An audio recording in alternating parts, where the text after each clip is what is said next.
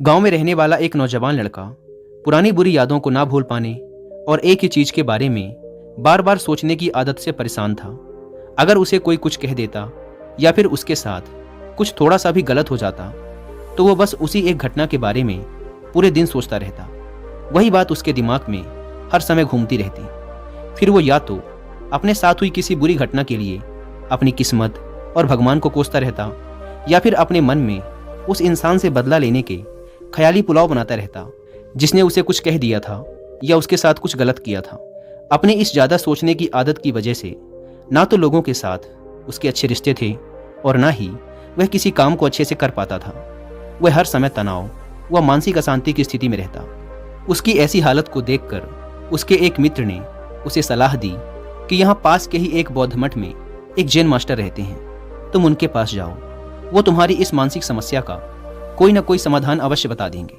वह नौजवान लड़का जैन मास्टर के पास जाता है और अपनी समस्या उन्हें बताता है कि कैसे वो एक ही घटना के बारे में बार बार सोचता रहता है और पुरानी बुरी बातों व यादों को भूल नहीं पाता।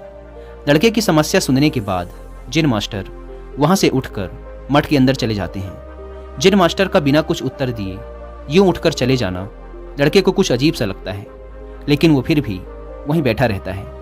थोड़ी देर बाद वह देखता है कि जैन मास्टर मिट्टी की गिलास में पानी भरकर उसकी तरफ चले आ रहे हैं। जैन मास्टर लड़के के पास आकर खड़े हो जाते हैं तो लड़का भी उनके सामने खड़ा हो जाता है।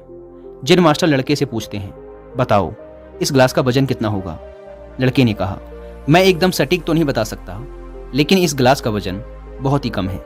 अब जैन मास्टर ने गंभीर होकर कहा, मेरा प्रश्न ये है कि अगर मैं इस गिलास को थोड़ी देर तक ऐसे ही पकड़कर खड़ा रहूं तो क्या होगा? लड़के ने कहा, कुछ भी नहीं होगा।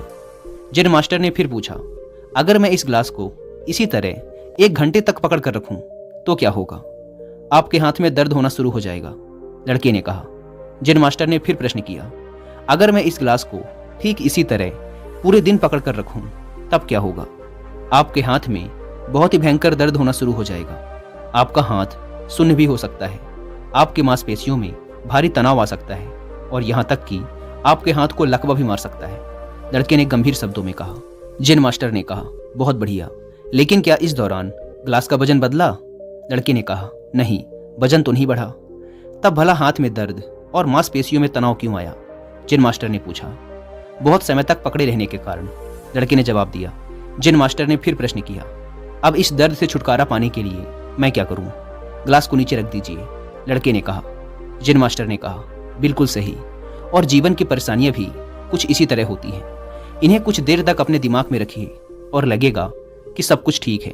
उनके बारे में ज़्यादा देर तक सोचिए और आपको पीड़ा होने लग जाएगी, और इन्हें और भी देर तक अपने दिमाग में रखिए, फिर ये आपको अशांत व पागल करने लग जाएंगी और आप कुछ भी नहीं कर पाएंगे।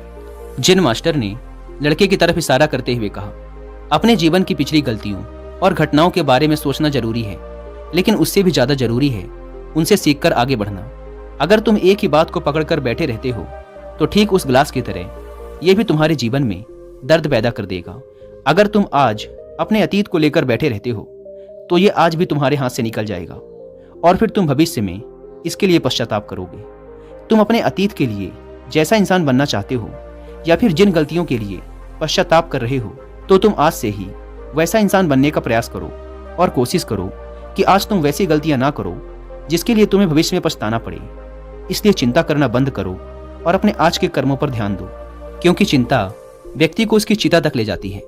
दोस्तों, चिंता करने की आदत को छोड़कर एक खुशहाल जीवन कैसे जिया जाए, इस पर विश्व प्रसिद्ध लेखक डेल कार्नेगी ने एक बहुत ही अच्छी किताब लिखी है जिसका नाम है how to stop worrying and start living, यानी चिंता छोड़ो, सुख से जियो। अब तक 10 मिलियन से ज़्यादा लोग इस किताब को पढ़ चुके हैं, और अगर आपके पास इसे पढ़ने का टाइम नहीं है तो आप हिंदी में इस पूरी किताब को सुन भी सकते हैं कुकू एफएम ऐप पर। इस किताब में चिंता करने की आदत से छुटकारा पाने के कई सारे तरीके बताए गए हैं।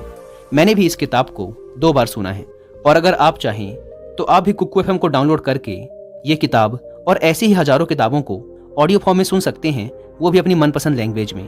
कुकू एफएम, जो कि इंडिया का सबसे बड़ा ऑडियो बुक प्लेटफॉर्म है, उसके पूरे साल भर का सब्सक्रिप्शन पड़ता है सिर्फ 399 रुपीज़ का, लेकिन इसमें भी आप 200 रुपये बचा सकते हैं अगर आप यूज़ करते हैं कूपन कोड WI200, और आपको इसका ईयरली सब्सक्रिप्शन पड़ेगा 399 की बजाय सिर्फ ₹199 में। लेकिन जल्दी कीजिएगा क्योंकि यह ऑफर सिर्फ पहले 250 यूजर्स को ही मिल पाता है।